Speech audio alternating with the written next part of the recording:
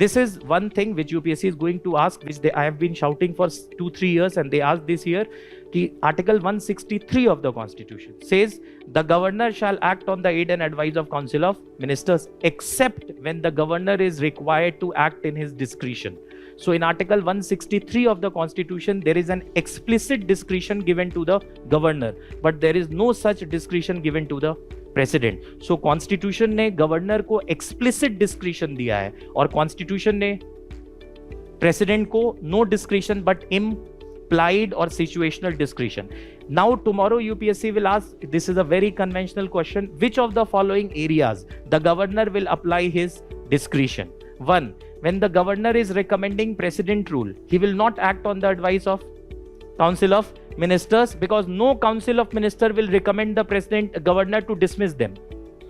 So he will act independently. Then when he is reserving a bill for the consideration of president, he will not act on the advice of Council of Ministers. One we studied in college, when the governor gives, there is a provision that no case can be instituted against a minister in performance of his official duty without the prior approval of the government. So a case can be instituted against the chief minister or any of the ministers. The permission is given by the governor. This matter went to Supreme Court, that in this governor will not act on the advice of Council of Ministers, because you have common sense. No Council of Ministers will advise the governor to initiate a case against the chief minister or one of their ministers. So initiating a case against a minister, this the governor will act in discretion. So line say the UPSC will give you statement which of the following areas the governor is required to act in his discretion: recommending the report for president rule, reserving Article 356, reserving a bill for the president, Article 200 and 201, and implied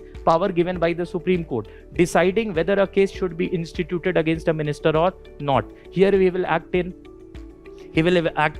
discretion. Now coming back to our parent question, the power, this is a correct statement and this is a wrong statement. So without की जगह with होगा, so we will settle for A1 only.